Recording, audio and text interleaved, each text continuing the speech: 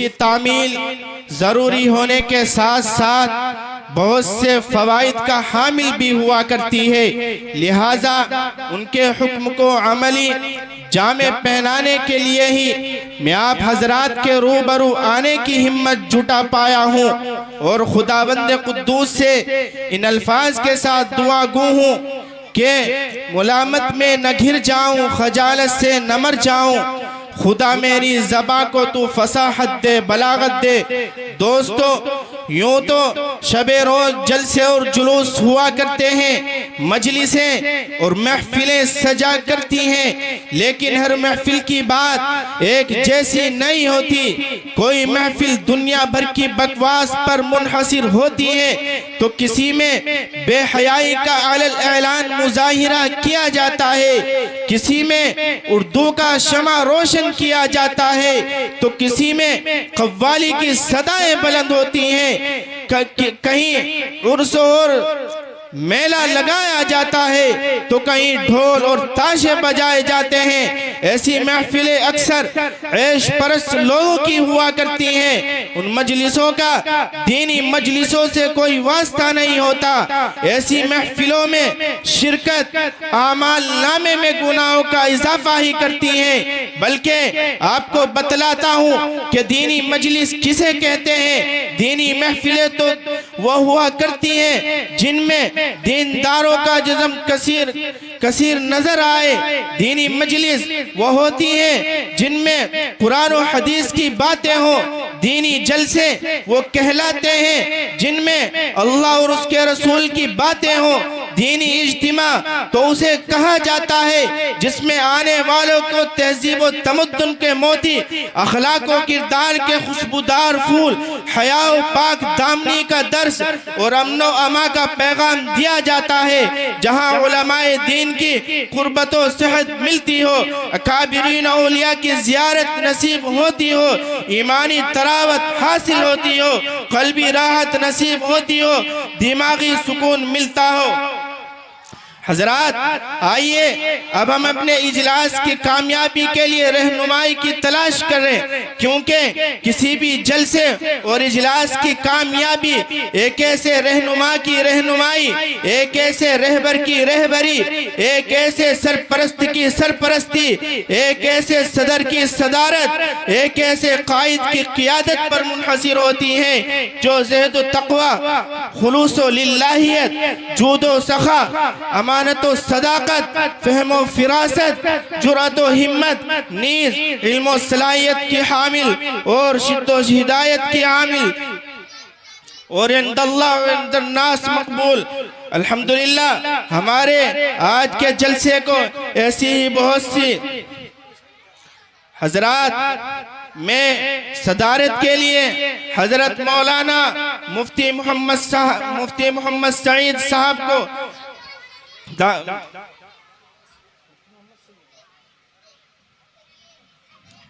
हजरत मौलाना मुफ्ती मोहम्मद सलीम साहब की बाकमाल शख्सियत है, जिन्हें अल्लाह ताला ने इस्लाह उम्मत, अहयाए सुन्नत, इब्ताल व बातिल और हक़ाइक़ व हक़ के लिए मिसाली हौसला, तौफीक और इम्तियाज बख्शा है।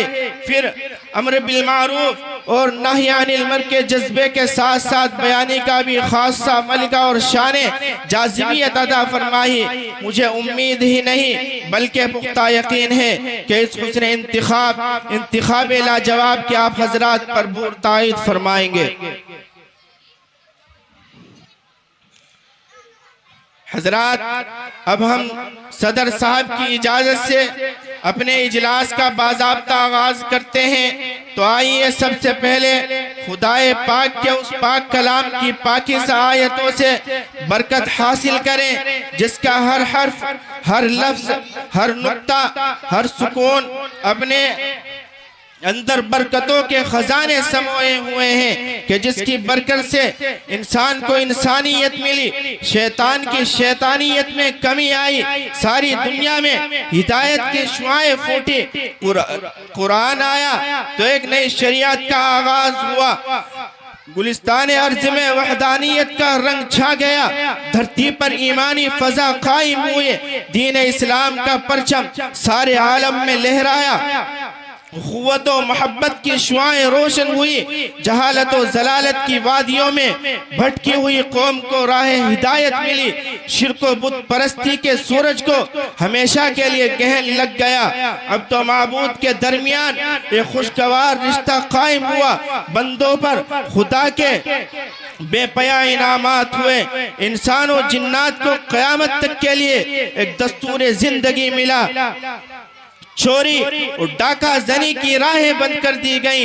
जुल्म और सितम के हुकूक व अलिफ व मोहब्बत के असबाक पढ़ाए गए। और इतना ही नहीं, कुरान आया तो अय्याशी, ऐशो कोशी, आराम तलबी, खुमाबाजी, शराब नोशी और हक तलफी जैसी तमाम बीमारियों का सही इलाज आया। हमें अपनी बात को ज्यादा तूल न देते हुए कुरान करीम की तिलावत के लिए जनाब कारी मोहम्मद अफजल साहब को मदऊ करता हूँ कि कारी साहब तशरीफ लाएं और कुरान पाक की किरात से हमारे क़ल्ब व रूह को ईमानी ताज़गी अता फरमाएं। कारी मोहम्मद अफजल कुर्सी पर। माशाअल्लाह, बहुत खूब।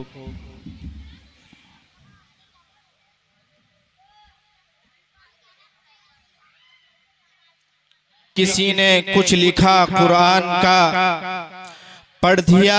जब भी किसी ने कुछ लिखा कुरान का, गिर पड़ा तख्तुस्सरा में काफिला शैतान का। शमा रिसालत के परवानों, नबी रहमत के दीवानों, आओ तिलावत कलामुल्लाह के बाद जिक्र रसूलुल्लाह और सल्लल्लाहु अलैहि वसल्लम और नाते नबी से बरकत हासिल करते हैं ताकि महफिल की रौनक बरकरार रहे, जलसे में यूं ही निखार रहे, माहौल पुरअनवार रहे।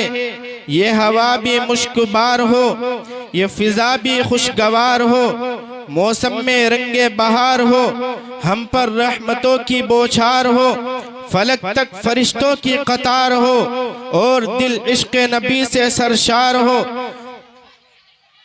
और जब नाते नबी सल्लल्लाहु अलैहि वसल्लम की इत्र बेज तरन्नुम खैर आवाज हमारे कानों में रस घोल रही हो तो दिलों को फरहत हासिल हो, दिमागों को राहत नसीब हो, आंखों को ठंडक मिले, ज़बानों को दुरूद पाक की चाशनी मयस्सर हो। क्योंकि वो ज़ात ऐसी मुक़द्दस ज़ात है जिसके सदके फूलों को रंगत नसीब हुई, गंचों को गंचकी मिली, जिसके तुफेल सूरज को रोशनी, चांद को चांदनी, सितारों को ताबदगी, पहाड़ों को बुलंदी, दरियाओं को तुग़यानी, मौजों को रवानी, पौधों को शादाबी, खेतों को हरियाली, जमीन को वसात और आसमान को बुलंदी अता की गई।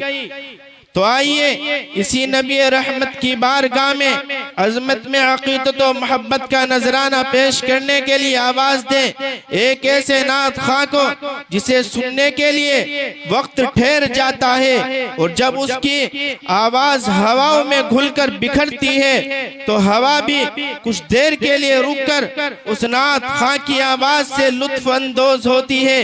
मेरी मुराद शायर इस्लाम हजरत कारी मोहम्मद सलमान साहब वो तशरीफ ले आए माइक पर।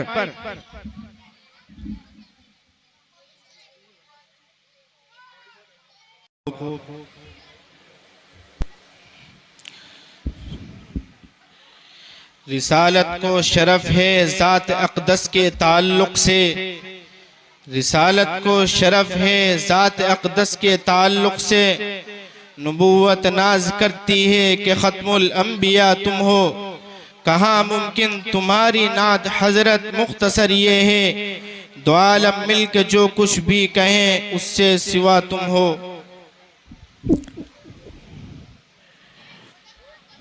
मेरे अजीज दोस्तों, प्यारे भाइयों, बड़े बुजुर्गों, आज हमारी महफिल को रोशन और ताबनाक बनाने के लिए, हमारे इजलास को तारीखी और यादगार बनाने के लिए स्टेज पर ऐसी ऐसी रोशन हस्तियां जलवा अफरोज हैं जिनकी ज़ियारत इबादत है, जिनके फरमूदादो इरशादात खैर व फला बरकत व सादत है, जिनका मशगला तबलीग व तरबियत है, जिनका रास्ता राह सुन्नत है, जिनका मकसद सिर्फ और सिर्फ दीन खुदाबंदी की खिदमत है। तो लीजिए, मैं उन्हीं में से एक शख्सियत को बड़े अदब व एहतराम के साथ दावत स्टेज देता हूँ। मेरी मुराद, जिनके लिए मेरे पास बोलने के लिए कुछ भी अल्फाज नहीं हैं, मेरी मुराद हजरत मौलाना मुफ्ती मोहम्मद उज़ैर साहब वो तशरीफ लाएं और अपने मवाइज़ हसना से सामईन को मुस्तफ़ीज़ फरमाएं इस शेर के साथ कि हमने हर मंजिल इम्कान पे जलाए हैं चराग, वरना हर काफिला राहों में भटकता होता। हजरत कुर्सी पर।